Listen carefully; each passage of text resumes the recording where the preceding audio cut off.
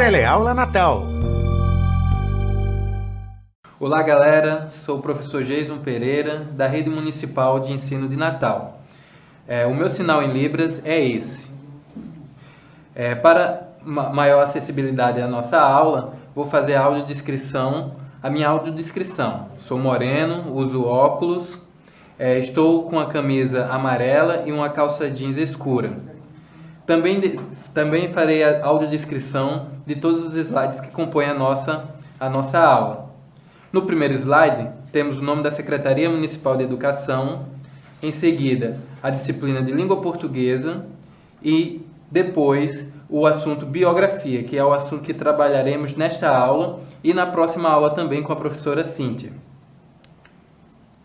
Para iniciar a discussão, vamos fazer a análise de dois textos. O primeiro dele é o poema do poeta Alberto Caeiro, que é um heterônimo do poeta Fernando Pessoa. Se depois de eu morrer quiserem escrever a minha biografia. Esse é o título do nosso poema. Vamos lá. Se depois de eu morrer quiserem escrever a minha biografia, não há nada mais simples. Tem só duas datas, a da minha nascença e a da minha morte.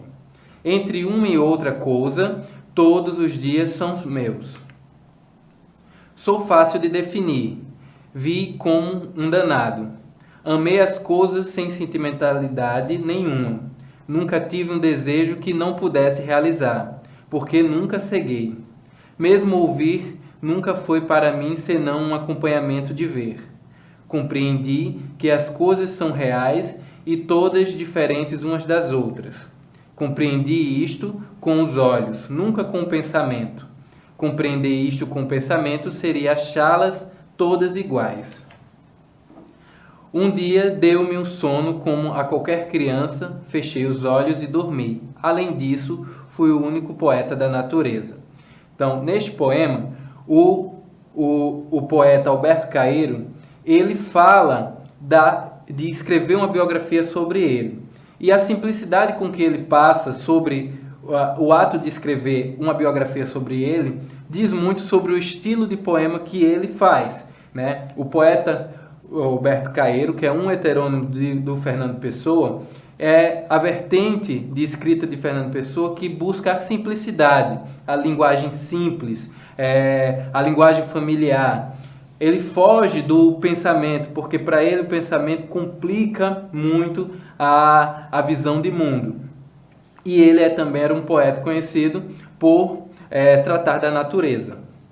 No segundo texto, que também fala de biografia, temos a tirinha do Calvin e do Haroldo, né?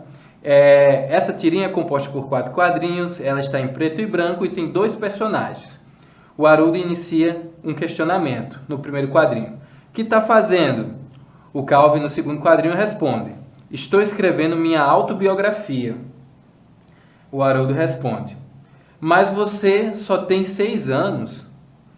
E em seguida ele diz: não tem problema, eu só tenho uma folha de papel mesmo.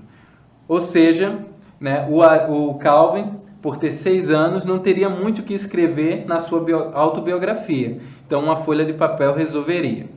Isso mostra muito o que é o texto biografia ou autobiográfico, porque ele é um texto que conta a história de vida de uma pessoa. Uma pessoa com 6 anos não tem muito o que contar, né? Por isso que as pessoas que são biografadas ou autobiografadas, elas são pessoas que já tiveram um percurso de vida longo ou já construíram muita coisa durante sua vida. Então, vamos definir o que é esse gênero biografia, né? O gênero textual biografia caracteriza-se por apresentar a história de vida de uma pessoa, geralmente uma figura pública. É importante que tenhamos isso em mente, porque a biografia vai ser um texto narrativo que vai ser compilado em um livro. Então, e livros têm que ser vendidos. Então, a história de vida dessa pessoa tem que ser uma figura pública, de interesse público, né? Que pode ser um artista, um político, um cientista, um esportista. São relatos são relatados os principais fatos da vida do biografado, os motivos que o tornam conhecido, as dificuldades que enfrentou e muitas vezes dados bastante particulares que são desconhecidos do público. Então, os eventos da vida desta pessoa que são trazidos na biografia são eventos que são interessantes, que despertam curiosidade das pessoas que provavelmente vão ler essa biografia.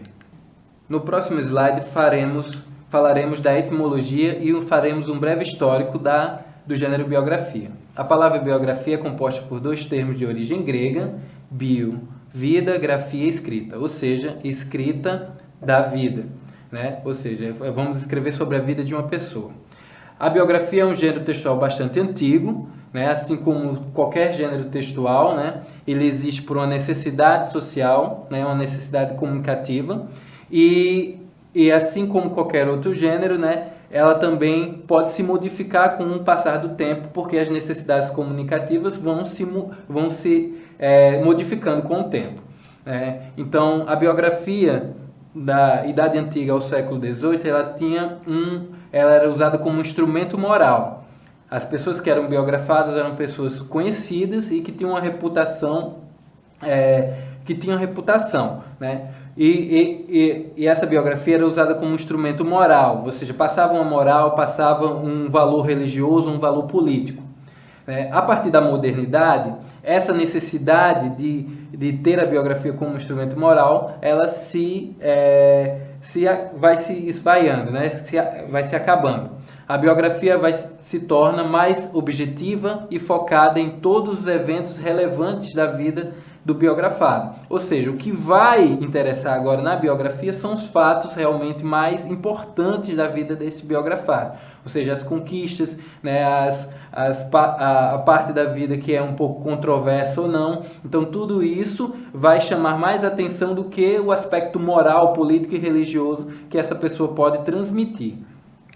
No próximo slide, falaremos das características do gênero biografia, né? O gênero biografia é um gênero narrativo, como a gente vem dizendo. Ele é um texto narrado em terceira pessoa, quando é uma biografia. Quando é autobiografia, ela é narrada em primeira, né? Ou seja, por que isso acontece? Porque quando é biografia, existe um profissional, ou um jornalista, ou um escritor, que fala, que conta essa história. Já quando é autobiografia, o próprio biografado ele fala da sua própria vida. Nossa terceira característica é ter a ordem cronológica dos fatos relatados. Então, a vida desta pessoa ela vai ser relatada cronologicamente, né? Geralmente começando do nascimento, né? Passando pela adolescência, idade adulta, até se essa pessoa já faleceu, né? Os eventos que culminaram na morte desta pessoa. Já tem que ser também um conjunto de informações sobre a vida de alguém. Então, não se deve ter na biografia informações que não sejam tão fora desse campo de informações, né? Ela deve relatar também fatos marcantes, inéditos e curiosos sobre a vida de alguém. É importante que isso seja feito, porque quanto mais essa biografia esmiuçar a vida desse biografado, né, mais interessante o texto biográfico fica. Usar pronomes pessoais e possessivos para indicar os participantes da vida e o que pertence exclusivamente ao biografado. Utilizar marcadores de tempo que identifique o período retratado. É importante isso porque a gente vai tratar de uma passagem de tempo às vezes bem extensa, né? E é importante marcar essa passagem de tempo para que o leitor não se perca nessa linha temporal. Usar verbos no passado pretérito, né? Já que estamos contando um fato que se passou, né? Sobre a vida de uma pessoa, então nada mais justo, nada mais adequado usarmos verbos no passado. Ser verossímil aos fatos narrados. O que é ser verossímil? É se aproximar ao máximo da verdade. Sabemos que a biografia é um texto escrito por uma outra pessoa sobre informações que ele consegue ter sobre a vida do biografado. Então, o que está escrito lá é a visão deste profissional, deste escritor, deste jornalista. Então, não é esperado que ele fale a verdade nua e crua, né? Ele tem que ser verossímil, ou seja, próximo da verdade. Então, e ser fiel à vida da pessoa biografada. Então, ele não pode inventar fatos que não existiram na vida dessa pessoa, né? Ele pode contar a visão dele sobre esse fato. No entanto, ele não pode inventar um fato que não existiu na vida de uma pessoa, da pessoa biografada. Em seguida, vamos tratar das etapas de produção de uma biografia.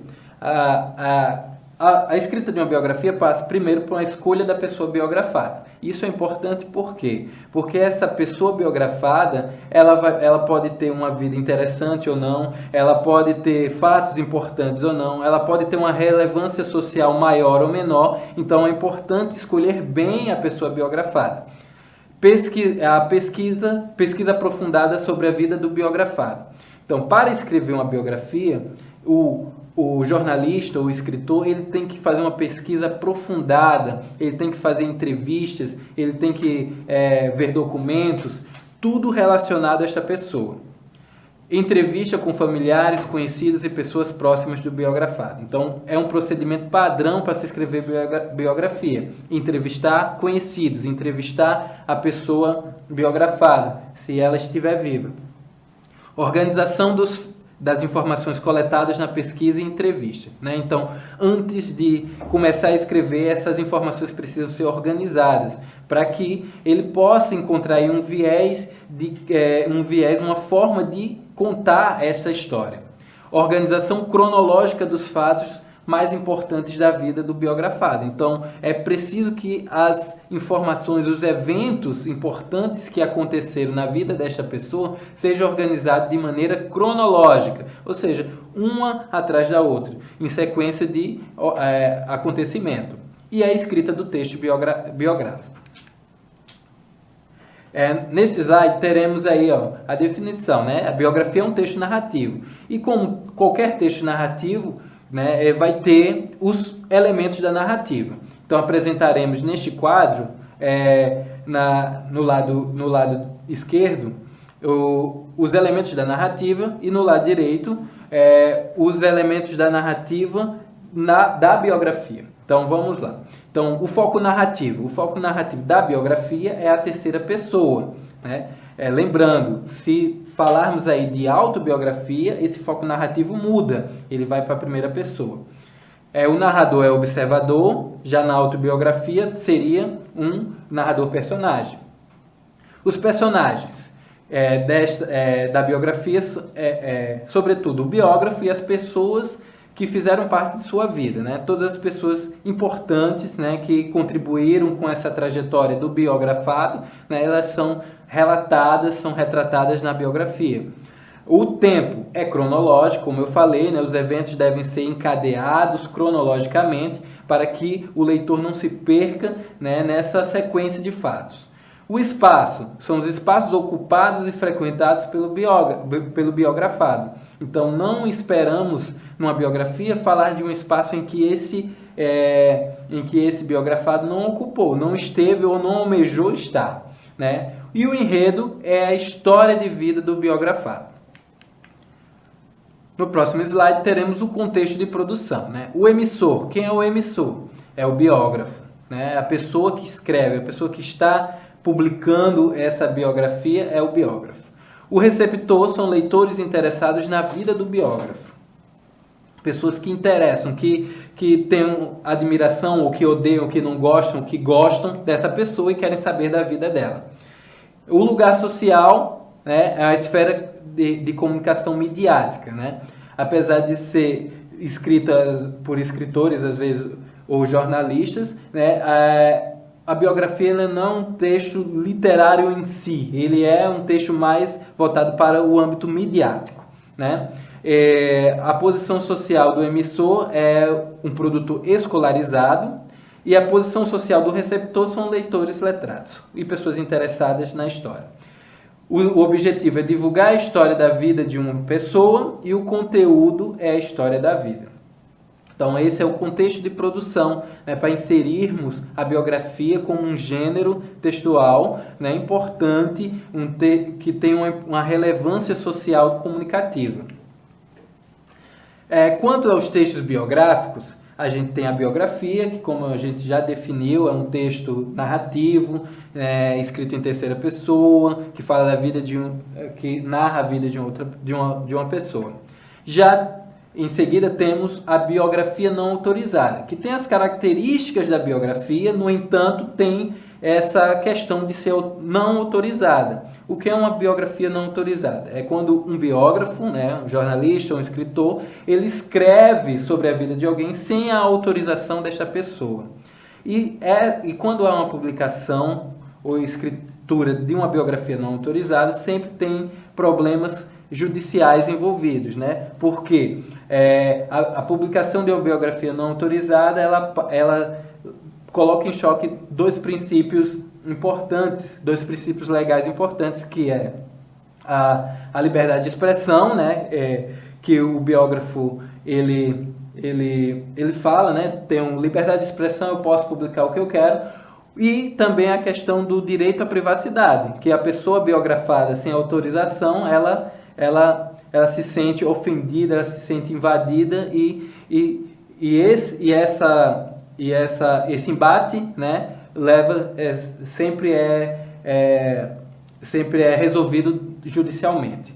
Já a autobiografia, na autobiografia, como eu falei, é um texto também narrativo que conta a vida de uma pessoa. A diferença é que o narrador vai ser o próprio biografado, né? Então vai ter uma narração em primeira pessoa. Já a mini-biografia, né, a gente encontra muitas mini-biografias na internet, né, quando queremos saber da vida de uma pessoa de uma forma mais rápida. É um texto curto que fala resumidamente da vida de uma pessoa. E com o advento da internet, e com os memes e com a evolução tecnológica, agora temos os GIFs biográficos, né? Que são bem animados e bem divertidos, né? Que mostram, misturam imagens e legendas. No próximo slide apresentaremos um exemplo de biografia. Esse exemplo está no livro de vocês, né? Ele fala do grande artista, o Grande Otelo, né? Que é um artista mineiro que participou de peças teatrais e fez filmes também importantes, como o Macunaíma. É um artista mineiro, então vou fazendo a leitura e vou explicando, né, as partes interessantes desse texto para vocês, ok? Então, para se ter uma ideia de quanto o Grande Otelo trabalhava na segunda metade da década de 1950, basta que se diga que em 1957 foram lançados 6 filmes com sua participação: Metida Bacana, Brasiliana, Baronesa Transviada, Rio, Zona Norte, De Pernas pro Ar e Com Jeito Vai. E não era somente cinema. No dia 6 de agosto daquele ano, o produtor e diretor Carlos Machado promoveu na elegante boate Night and Day, no centro do Rio, a estreia de Mr. Samba, um espetáculo que focalizava a vida e a obra de Ari Barroso, que tinha Grande Otelo entre os seus protagonistas. Então, nesse trecho, o biógrafo ele quer destacar aí o quanto o Grande Otelo era famoso e quantos trabalhos ele estava fazendo aí, né, na década de 50. Então, para mostrar aí a importância desse artista, né? Então, ele estava envolvido em filmes, estava envolvido em espetáculos, né? Então, ele justifica aí a importância de se biografar a vida do Grande Otelo. No próximo slide, vamos continuar. Com a casa lotada de cariocas e de turistas vindo de todas as regiões brasileiras e de outros países, ele dividia com Elisete Cardoso, a estrela do show, a interpretação de Boneca de Piche, um dos grandes êxitos da carreira de Ari. Grande Otelo e Elisete interpretavam essa canção havia vários anos, desde o tempo em que a grande cantora, ainda desconhecida do grande público, recebia a ajuda do amigo. Ele conseguia apresentações em clubes, circos, onde enfim houvesse um dinheirinho para socorrê-la, naquela fase de tanta dificuldade financeira, para cantar em dupla Boneca de Piche. Então, nesse trecho, o biógrafo ele quer ressaltar a generosidade do biografado, que tinha ali a sua fama, que tinha ali na década de 50, né, uma expansão da sua carreira, mas que também ajudava os amigos, que buscava ali colocar junto do seu sucesso as pessoas que eram amigas dele, ajudando essas pessoas, né, como a Elisete Cardoso, a ter trabalho, a ganhar o dinheirinho, como fala no texto biográfico. No próximo slide, temos: certa noite, o público percebeu que alguma coisa incomodava a grande Otelo. Desaparecera o brilho de seu rosto e a alegria de sempre. Ao cantar os versos Boneca de Piche, da cor do azeviche, calou a boca, começou a vomitar em pleno palco e correu para os bastidores.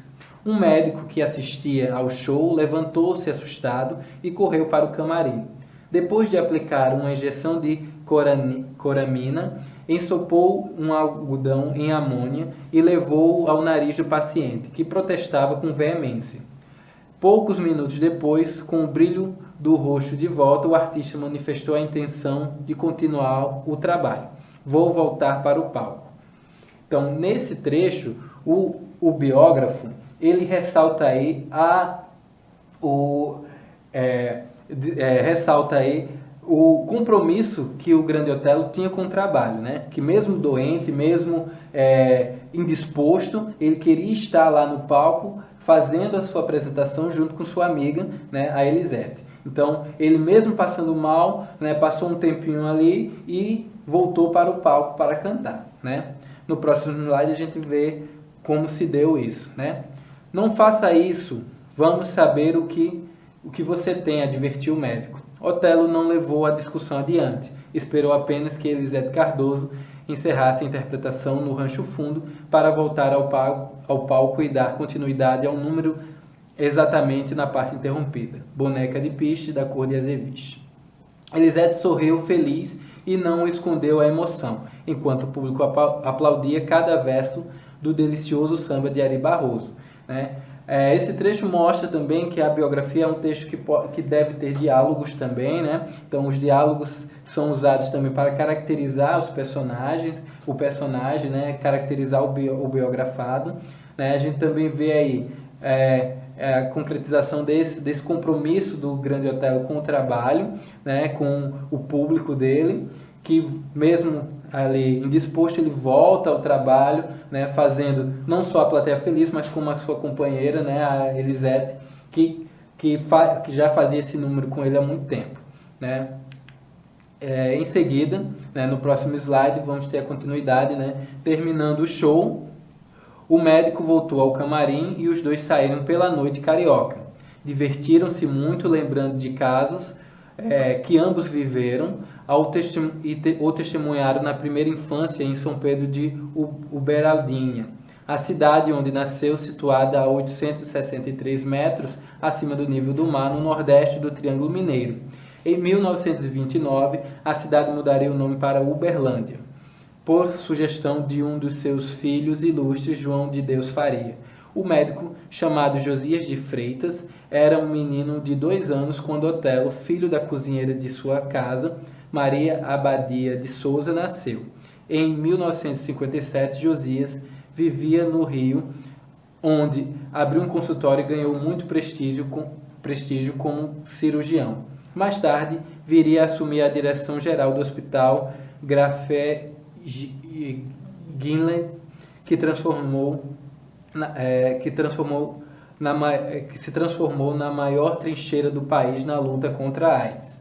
Percebamos aí que, além de se falar, né, além de trazer informações da vida do grande Otelo, A biografia ela pode trazer também informações relevantes históricas, como é a mudança de nome de uma cidade, né, de São Pedro de Uberadinha para Uberlândia, e também histórias, né, de outras pessoas que foram importantes na vida dele e também na vida pública, na vida social do país, como o médico Josias, né, de Freitas, que ele assumiu a direção de um hospital que virou trincheira, né, a principal trincheira de luta contra a AIDS no Brasil.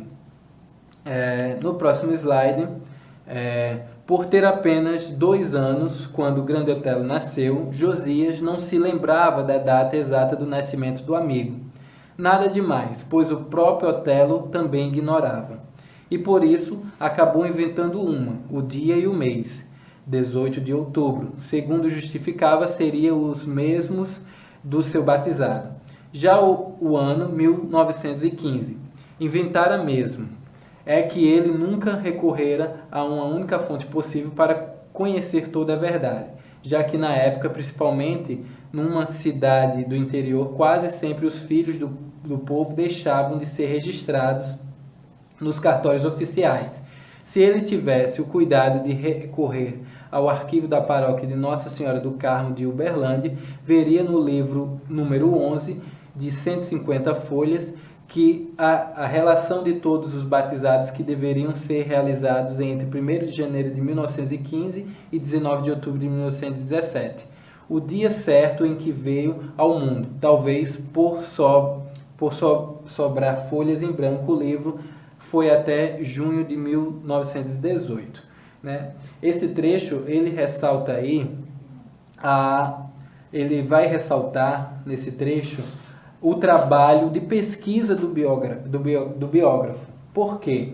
Essa informação do nascimento do Grande Otelo era desconhecido até pelo Grande Otelo mesmo. Então, quando ele diz aí se o Grande Otelo tivesse consultado o livro da paróquia Nossa Senhora do Carmo, saberia a data de nascimento e a data de batismo dele, né? Como podemos ver no próximo slide. Na página 108, o registro número 42 dá conta de um batizado realizado pelo vigário da paróquia, cônego Pedro Pesuto, com os seguintes dizeres: a 21 de janeiro de 1918, batizei o inocente Sebastião, nascido a 18 de outubro do ano passado, filho legítimo de Francisco Bernardo da Costa e Maria Abadia. Padrinhos: Marcelo Felipe de Campos e Maria de Pina. Portanto, a versão do futuro autor sobre o seu nascimento estava correta, pelo menos em relação ao dia e ao mês, embora não tivesse nada com a data do batizado, que foi dia 21 de janeiro. Ele só errou o ano em que nasceu. Na verdade, era 2 anos mais novo, pois, segundo o registro da igreja, nasceu em 1917 e não em 1915, como dizia. Então, esse trecho aí, ele finaliza mostrando o trabalho de pesquisa do biógrafo. O biógrafo ele não pode se ater apenas às entrevistas, né, feitas ao biografado, nem às pessoas conhecidas, né? Ele deve também desempenhar uma atividade de pesquisa muito aprofundada, pesquisando documentos, jornais, revistas e outras fontes de informação. No próximo slide, vamos trazer aí o exemplo de GIF biográfico, né? Nesse GIF temos aí uma espécie de biografia do Brasil, né? Ele traz aqui, ó, tem aventuras, melhor comida, são informações, são imagens e informações relacionadas ao Brasil, no caso aí, o elemento biografado, né? Cachoeiras, montanhas. Então ele está aí resumindo, ele está narrando elementos, descrevendo elementos que são característicos do Brasil, né? No próximo GIF biográfico temos aí o GIF biográfico da escritora britânica, né, Agatha Christie. Aí traz aí informações como teve filha, era chique, usava óculos de gatinha, fazia bolo. Então é importante também falar que o GIF biográfico ele tem um teor humorístico também, né? Ele não só fala da vida desta pessoa, da pessoa biografada, mas também como tenta aí associar a esta vida da pessoa um teor humorístico que é característico dos memes, dos textos aí que circulam na internet. Tudo bom, gente? Obrigado aí pela atenção, estudem e até a próxima aula.